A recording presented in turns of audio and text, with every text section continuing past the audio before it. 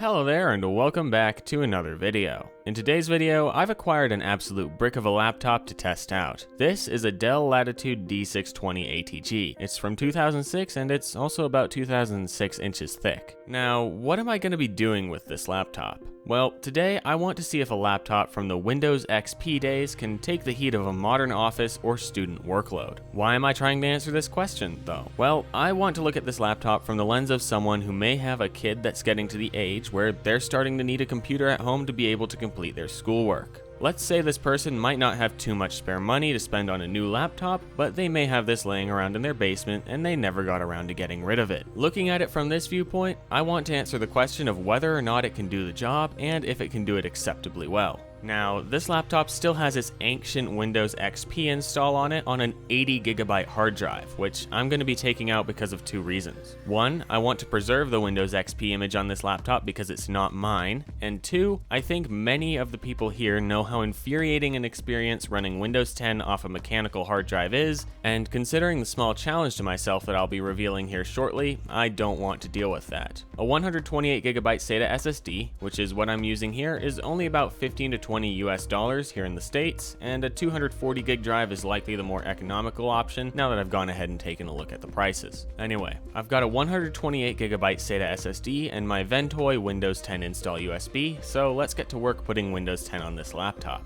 Now, while I attempt the first installation of Windows 10, which had a minor hiccup in it that I'll get to in a moment, I'd like to address the comments I can already feel flooding in the moment I make this video public. I know that putting Linux on this laptop is a much better idea than putting Windows 10 on it, and there's a decent chance of that becoming a video in the future. However, today we're sticking to Windows because if you recall the perspective from which I'm approaching these tests, you'll probably agree that giving a small elementary age kid a Linux laptop could be a little more trouble than it's worth. Anyway, as I reached the screen where you usually select the drive that you'll be installing Windows on, I noticed that there was no drive showing up. I thought this was rather odd, and I took a look online at another person installing Windows 10 on this laptop who had no such issue, so I decided to take a look in the BIOS and see whether or not the SSD was even detected.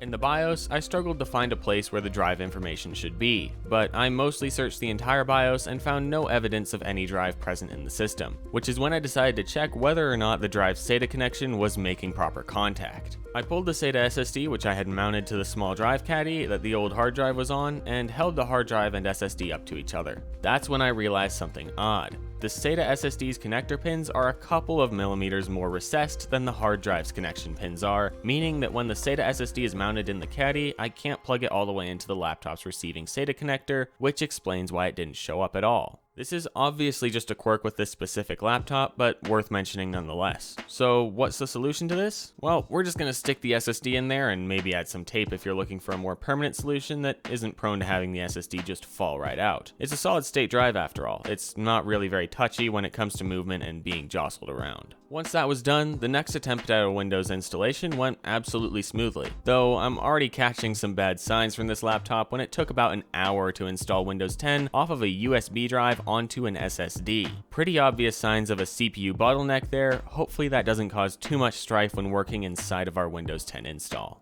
Finally, we're in, and with an adequately named local user set up, it was time to let the laptop sit for several minutes once more and get through all of its initial setup. Alright, finally we can start testing this thing out. But wait, there's actually still more. I've got to uninstall some junk programs and update Windows. Yeah, this wasn't the most pleasant Windows install experience that I've ever had before, that's a fact. I decided to check Task Manager first, though, to see how we're doing. And this will also be the first look at the specs of this absolute supercomputing beast. For a CPU, we have an Intel Core 2 T5600 with 2 cores and 2 threads at 1.83 GHz. And that's its maximum speed, by the way. It doesn't have any turbo boost technology like modern laptop CPUs. Nope, we're stuck here at 1.83, and that's all we're getting. We've also got a vast bank of memory in this system with 2 GB of DDR2 memory. I don't know why Task Manager says it's DDR, it's DDR2. Alright, I'll stop passive-aggressively roasting the specs of the system for just a moment and finish getting it set up. After I updated Windows, I also went ahead and did my best to calibrate the battery because I felt like I needed to give this system the best chance possible to have a usable battery life. And boy was I right, as we'll soon see. Alright, now we're finally ready to get testing this time. Will this computer be able to do anything remotely well? It's time to find out. I decided to go ahead and start out the testing with something that's actually a lot harder than some other tasks, but I think that streaming a YouTube video is a pretty fair test that any computer should be able to pass. Scrolling through a channel page, such as mine, the computer didn't seem too terribly unresponsive. Pulling up a video took a moment and certainly felt sluggish, and as my video started, I tried to enter full screen, and that's when I realized I messed up. As you can see, the system took a while to process getting into full screen, and it took over a minute from hitting the full screen button to the video coming back on the screen. That is absolutely horrible. This is genuinely unusable in YouTube. There's got to be something wrong here. I would not expect a system even this old to be struggling so hard with YouTube. And after opening Task Manager, I learned that my suspicions were in fact correct. There was something wrong with these results because Windows was working on an update that released in the hour or so between me getting the system fully up to date and starting these tests. Thanks, Microsoft. We love you too. Alright, third time's the charm. Finally some true testing. My goodness, getting to this point has been a challenge in of itself, and that's a lot better at getting into full screen. Nice job, little big laptop. Even though getting into full screen wasn't too much a challenge, the video playback was anything but smooth, even at 480p. I didn't experiment with some higher resolution streaming, but it was a fruitless effort. This system is only capable of running a 480p YouTube stream, and anything more brings the entire video to its knees. Even at 480p, the experience is not good, but it's technically usable, so I'll have to give it a 4.5 out of 10 there because it did work. Now I'm going to test something that isn't exactly performance related, but very important nonetheless. Are the speakers that are built into the system usable? This will vary system to system, but in this case, with this old Dell, the answer is absolutely not. I even grabbed out a nice XLR small diaphragm condenser microphone to give the sound coming out of this device as good a chance of sounding usable as possible, but garbage in, garbage out. The speakers in this laptop are really,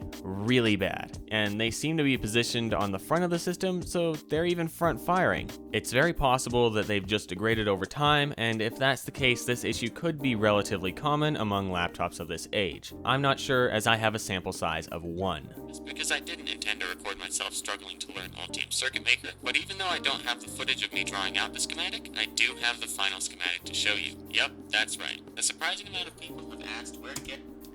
That is abysmal. Sure is, past me, sure is. They're barely audible at anything under 80%, and at those volumes, they distort so massively it can be hard to make out what someone is saying. 0 out of 10 on those speakers. Yes, they work, but they don't work well enough to be used, so an absolute failure there. Alright, if this is a computer for someone to do some light schoolwork on, it's got to be able to do the one thing I'm sure everyone does in school at least a few times. Play Geometry Dash. I promise I'll get to the other more meaningful productivity tests after this, but after that lackluster demonstration of its capabilities in YouTube, let's see if we can get Geometry Dash working at all. Here we go, it's running at least. That is, if we can call, what, 5 frames per second running? I was able to get somewhere in the game, and if you're determined to play Geometry Dash, I'm sure it could work, but man does this struggle. Although a game isn't the greatest test for this context, the computer's performance in Geometry Dash also indicates that such a system may have issues in other applications that are similar to Geometry Dash in their 2D graphics. I didn't test it here, but I feel like this system could struggle in some kinds of applications and simulations that could be used in a student's class. Something like a PhET simulation or other types of small web applications such as those simulations may struggle on this computer, which isn't ideal. 3 out of 10 on this one. I was able to do something in this game, but also not really, and it wasn't a good experience, so overall not a great outcome.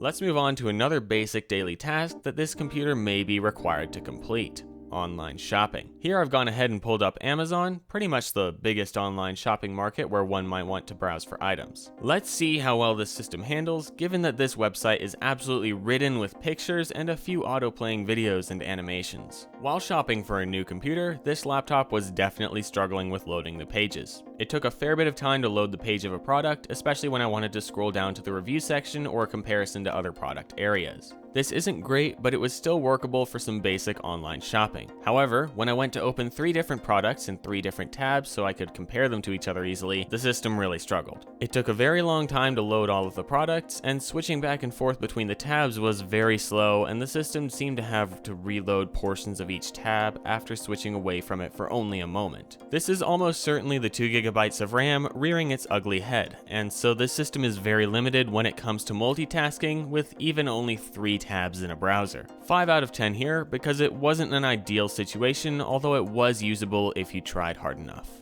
Before I get to my little challenge that I'll be completing with this system, I'm going to perform 2 more tests on it in its current configuration, Google Docs and Google Slides. These are incredibly common tasks that a system like this needs to be able to perform, especially if it's being used for schoolwork, and I think that because of that, it's important to see how it does in both of them. In Google Docs, the system did absolutely fine, as it should. There were no problems with lagging behind my keystrokes, and I type at a modest speed, though my accuracy suffered here because I'm typing leaning around my tripod. 10 out of 10 in Google Docs, responsive, effective, and perfectly usable. The same goes for Google Slides. The system was surprisingly responsive and effective in a Google slideshow, even one with a fair few images and transitions. It was no challenge to make the slideshow, and there weren't any problems with playing back the slideshow when in the presentation screen. The computer did great here, and so it gets a 10 out of 10 for usability in Google Slides for the same reasons it got a 10 out of 10 in Google Docs.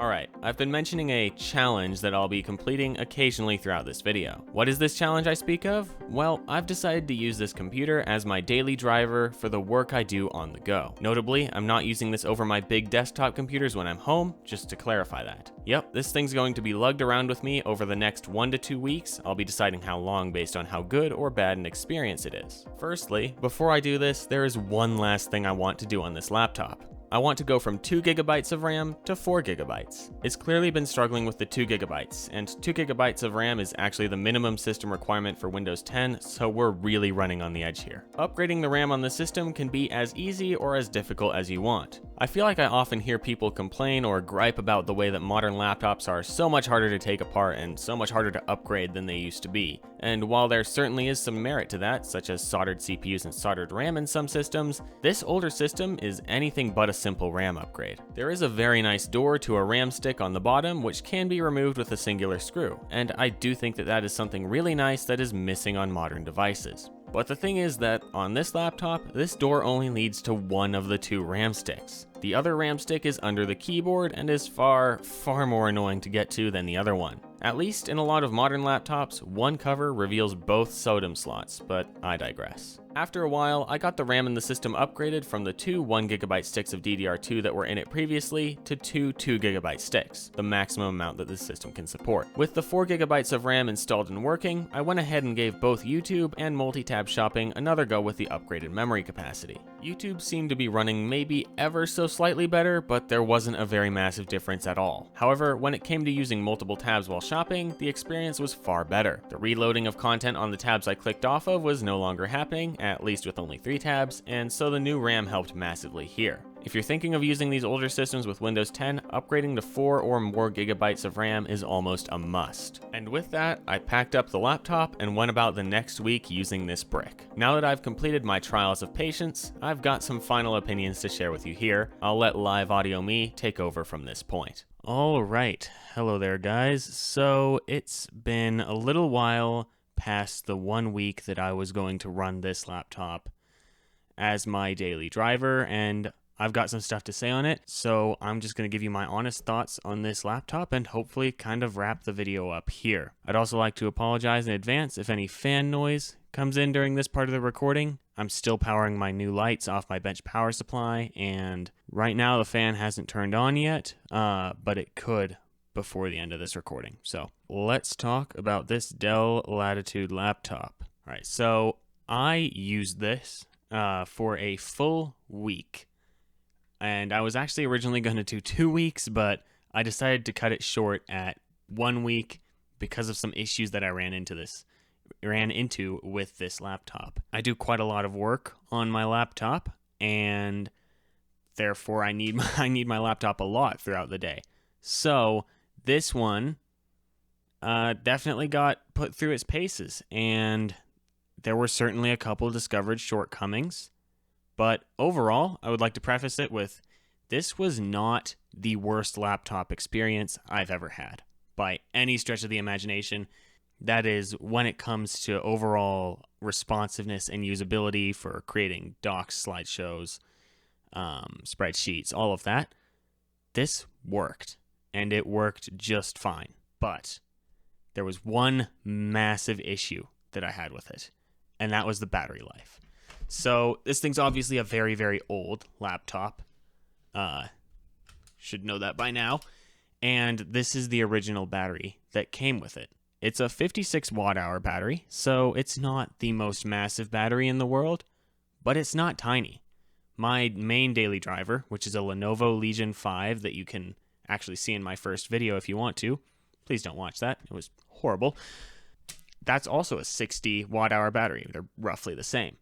And that laptop, without stressing it too hard, can maybe get 3 to 4 hours of battery life. This struggled to get an hour 20 minutes with battery saver on and the screen at basically the minimum usable brightness, which is pretty bad. And there's the power supply fans.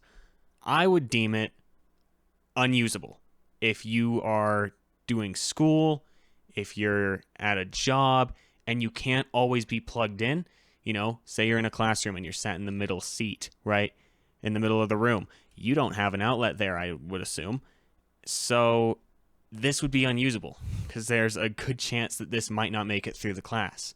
And if you're working and you're on the move, you can't plug in and sit down for a while because this thing takes a little while to charge. This isn't the original AC adapter, it's a replacement, but it outputs about the same as the original, so this charges at about the same rate it should with the original adapter, and that's a relatively slow charge rate. About 1 minute of charge time will get you about 1 minute of runtime. That's what I found, and so you can see how that could be a problem if you need this thing to be mobile like a laptop is. However, if I go ahead and I look past the horrible battery life, let's say, you know, that's not an issue for you. You can be plugged in most of the time, or you're using this at a desk. Overall, how did it do on performance and usability? It did fine. It's nowhere close to the best I've used or seen, but it's not the worst, as I've said before. It was responsive enough. It booted relatively quickly. I think it was about 15-20 second boot time on average, which isn't great, and that's mainly a CPU bottleneck, but it's more than usable. Better than a laptop with a hard drive in it, I can tell you that. Overall, in terms of responsiveness, it was okay. Just don't open too many tabs because that's when it starts to struggle. One more thing that I would also like to mention now, if I haven't already mentioned it in the script, I don't know yet, I haven't written the script yet. This came with Windows XP on it, right? So it came with a Windows 10, or sorry, not Windows 10, Windows XP license. That's too old to automatically activate Windows 10. I'm pretty sure you could install Windows XP if you have an install media, or you can get one. I haven't tried to, so I don't know how hard that would be. You could probably upgrade from XP to 7, and then from 7 to 8 or 8.1, then from that to 10 and keep your activation. But that's a lot of work, especially with a laptop that's this slow. It would probably take a while. Kind of to wrap that up on that note, let me say my final thoughts on this laptop and how it performed. I think that if you have absolutely no other option, you have like $20, right? And you can afford a little 128 gig SATA SSD. I can't imagine how horrible this would be with a hard drive. Do not do that. And maybe 4 gigs of RAM, upgrade to 4 gigs. If you can do that, and you just need a laptop now, and you can't afford anything more, it will do the job. Will it do it very well? Not really. Will it be a pleasant experience? No. Will the battery life be abysmal? Yes. Will the internal speakers be trash? Yes. And it's just not going to be a great experience, but you can get work done if you need to get work done. Putting $20 of upgrades, $20, $30 of upgrades into one of these systems will actually probably get you farther than spending $50 on a really cheap AliExpress laptop today. Spending $50 on a used laptop might get you a little further than this. I haven't looked too much into the used laptop market when it comes to stuff like $50, but I can imagine you can get something at least a bit newer than this that shouldn't struggle quite as much with stuff like battery life and CPU power. Quick interjection, I found this Lenovo ThinkPad T430 on eBay for about $60 shipped. It doesn't have a hard drive or SSD, but with a cheap $15 SATA SSD, you could have a really good machine that will be durable and serve you well running Windows 10. It's a 3rd generation Intel Core i5, so nothing insane, but it has 8 gigs of RAM, and the 3rd Gen i5 is still miles ahead of the Core 2 that was in this laptop. I'm also partial to this option because I can absolutely vouch for its usability in Windows 10 in 2024, as I've used one with Windows 10 and an SSD several times in the past year or so, and I can say that it's been an incredibly solid and responsive machine. Alright, back to what I was saying before. Kind of wrapping all these points together, what I really want to say, what I want to get across in the most simple terms is, if this is your only option, it will do the job. Do I recommend using it? If you could theoretically reach for another option, spend a little more cash on a used laptop on eBay, you know, somewhere in the realm 100, 150, even 200 would get you really far. If you can invest a little more money, do it, because I can promise you it'll be worth it compared to the experience that this thing gave me. This thing was a brick to carry around. I think it weighs about 8 pounds. The battery life was horrible. It wasn't the most responsive thing ever. It wasn't terrible. Could have been so much worse. Oh yeah, I would like to point out the trackpad was...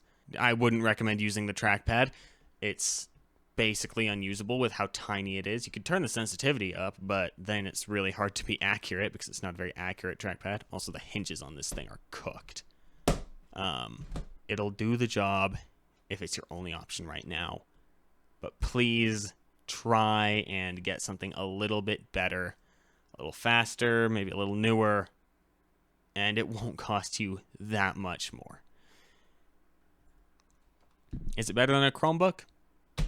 No, it's not. It's not better than a Chromebook. Cheap Chromebooks that I've used before beat this thing in terms of responsiveness, battery life. They thrash this thing to death. Chromebooks are surprisingly good at battery life. And yeah, so what I would say is this laptop was kind of fun to daily drive.